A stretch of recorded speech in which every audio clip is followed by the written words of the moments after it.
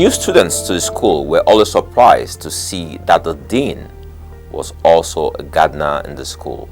When they asked why, someone will explain to them that Rabbi Israel Guzman was a brilliant Torah scholar who lost his 6-year-old son during the Holocaust. He managed to survive by hiding in the forest and feeding on fruits and plants. He eventually moved to Israel and started this Jewish college. Every day, Rabbi Guzman would go out to water the plants and tend to the garden because he felt he owed a debt of gratitude to the plants and trees for giving him a place to hide from the Nazis and offering him sustenance during the war. Instead of being a painful reminder of the worst moments in his life, Rabbi Guzman saw the plants and trees in his garden as a symbol of hope. It takes a great deal of optimism to see the good in a forest filled with lurking evil. Offering thanks for the small glimpses of goodness that appear during the worst of times is actually an expression of faith in the possibilities of life. And by thanking the plants and trees, Rabbi Guzman was cultivating a better world for the future. This is precisely what heroic gratitude is. Gratitude is good and good for you.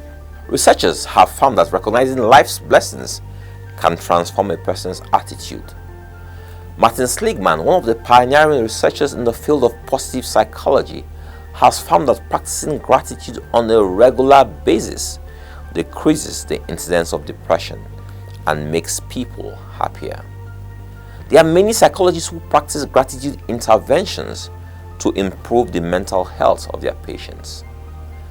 Do you know that being bitter about your situation or experiences is another form of ingratitude? Researchers also say that it is the bedrock of many health challenges. Gratitude is good for you.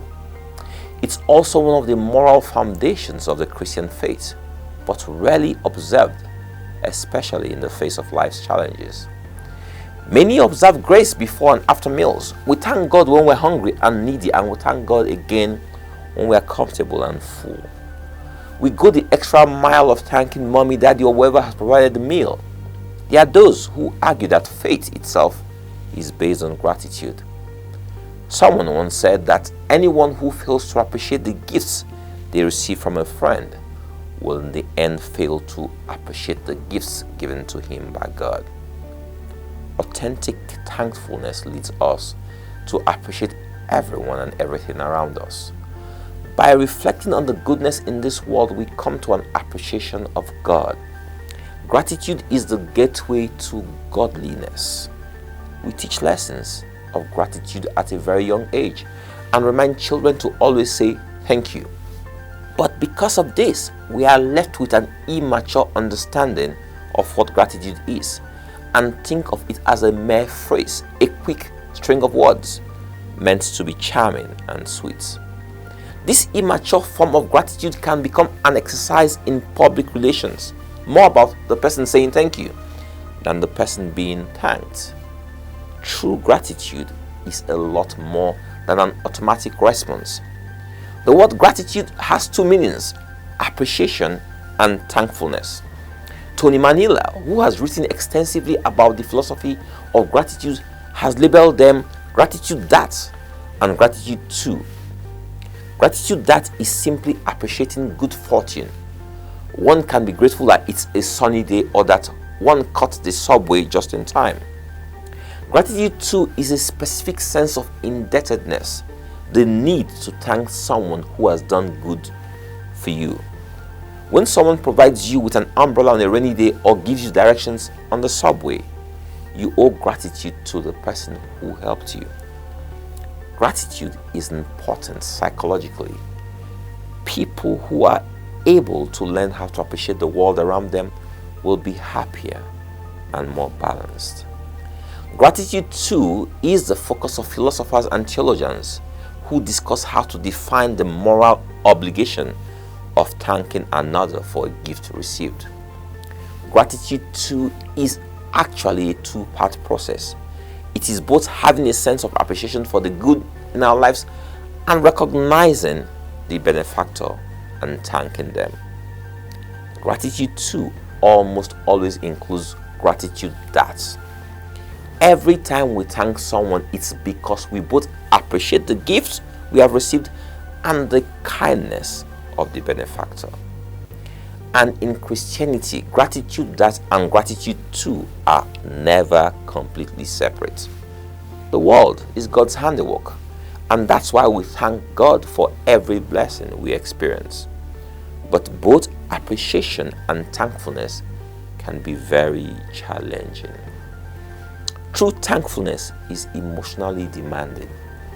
People take pride in being self-sufficient and prefer being givers to being takers. Gratitude too is humbling. Included in every thank you is an admission that the recipients couldn't do it themselves, that they are lacking and need the help of others. When a person expresses his gratitude to his friend and offers him thanks, at that time he is also offering an admission that he couldn't do it himself and that he needed the help of others. Gratitude is a confession that you couldn't do it on your own. That's uncomfortable for most people. We generally put the self-made man on a pedestal and aspire to be one ourselves. But once we take gratitude seriously, we understand the role parents, teachers, friends, and even random chance have had in our achievements. How difficult is the admission that we are indebted to others for almost everything in our lives. Gratitude that can be even more challenging, and at times it's absurd. There are instances when life is too bitter to appreciate anything. What meaning does gratitude have in a world of misery? How can you be thankful for blessings when life itself has become a curse? Appreciation makes no sense in the midst of an overwhelming tragedy. It's absurd to offer praise for the goodness of life when life is not at all good. It is in situations of tragedy that gratitude moves from being an ordinary moral obligation to a heroic act of personal transformation.